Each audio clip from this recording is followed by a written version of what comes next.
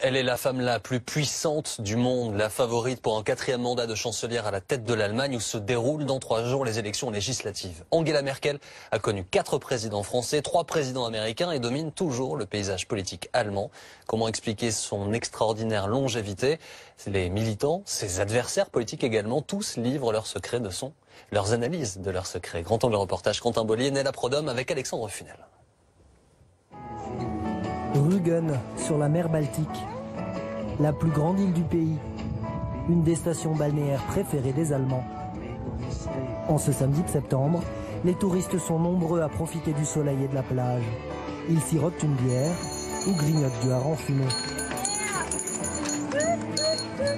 Au milieu de ce décor de cartes postales, sans tambour ni trompette, Angela Merkel est venue tenir un meeting à 1 semaine de l'élection.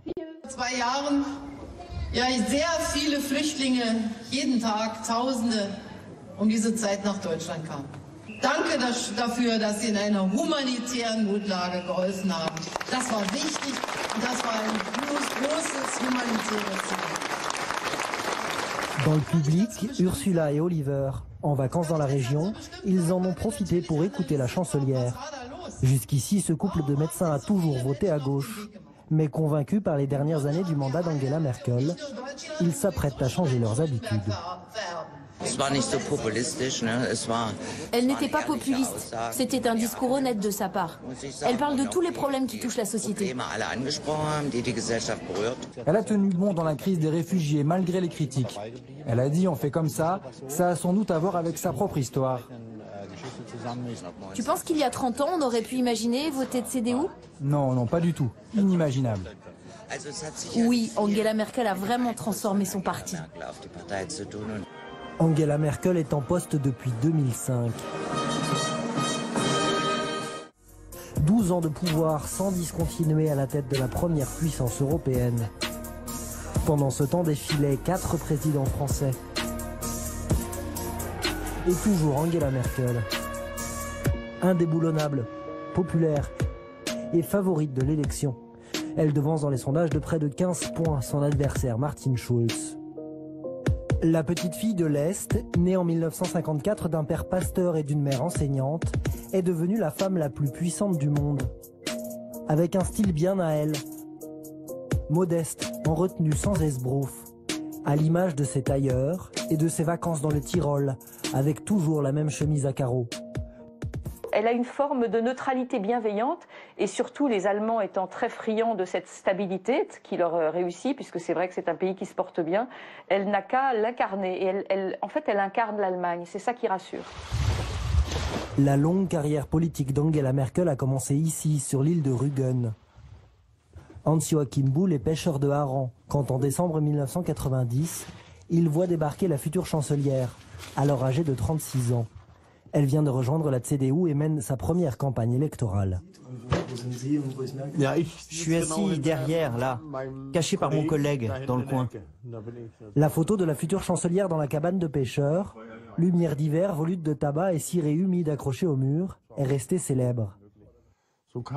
Et donc, elle est venue, et forcément, il fallait qu'elle boive un schnapps avec nous. Ce qu'elle a fait.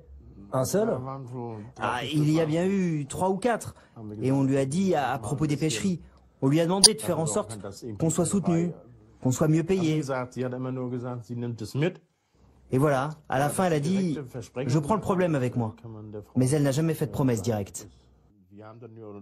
Quelques jours après la photo, Angela Merkel a gagné l'élection. Puis réélue sans discontinuer, 27 ans qu'elle tient cette circonscription. Comment expliquer cette extraordinaire longévité? Angela Merkel est d'abord une tacticienne politique hors pair. Dernier exemple cet été, avec la loi sur le mariage pour tous, votée en 3 jours. Elle a coupé l'herbe sous le pied des sociodémocrates dont c'était un projet de réforme. Elle les a pris de vitesse en le mettant en programme tout en votant contre pour plaire à son parti. Ça fait 2 fois qu'elle est en grande coalition avec les sociodémocrates et que donc ils se piègent dans ce système dans la mesure où elle prend à son compte les réformes qu'ils peuvent proposer. Elle peut mettre à leur débit ce qui ne marche pas ou est mal vu par la population. Donc elle s'en tire toujours. Prochaine victime probable d'Angela Merkel, son adversaire social-démocrate Martin Schulz. À la traîne dans les sondages, sa campagne ne décolle pas. Est-ce que c'est difficile d'être contre Mme Merkel? Elle paraît imbattable. Non, Mme Merkel n'est pas du tout imbattable. Au contraire, Mme Merkel est inaudible en ce qui concerne la future de l'Allemagne. Elle ne dit rien. Elle essaye d'administrer le passé à la place de créer la perspective pour la future du pays. À la tribune, l'ancien président du Parlement européen admet une certaine impuissance face à la chancelière. J'en ai un peu marre. Je suis obligé de faire mes meetings en double. Une fois pour présenter mon programme et une autre fois pour présenter celui de Mme Merkel pour que vous connaissiez les différences. Parce que elle ne dit rien. Dans un paysage politique dominé, voire étouffé par Angela Merkel et son style rassurant, le principal enjeu de l'élection est l'émergence du parti anti-immigration et islamophobe AfD.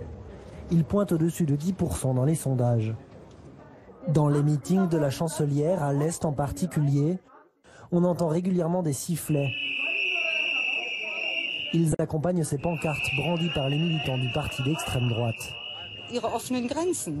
Elle a ouvert les frontières. Il faut vraiment qu'elle les ferme maintenant.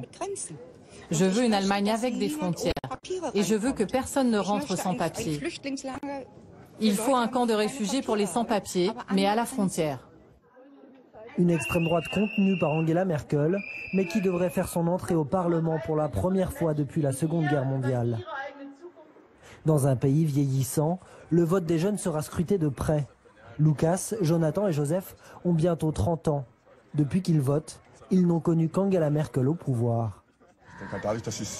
En fait, elle est l'exact inverse d'une tête brûlée. Et c'est vrai qu'en Allemagne, à cause de notre histoire, on est un peu vacciné contre les hommes politiques tête brûlée. C'est sans doute pour ça qu'elle est si populaire.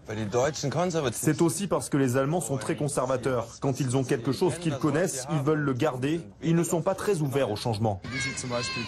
La manière dont elle a géré la crise financière, je n'ai pas été convaincu. Elle a passé assez de temps au pouvoir maintenant. On veut quelqu'un de nouveau. Si elle gagne dimanche et qu'elle va au terme de son mandat, Angela Merkel aura passé 16 ans à la tête de la première puissance européenne.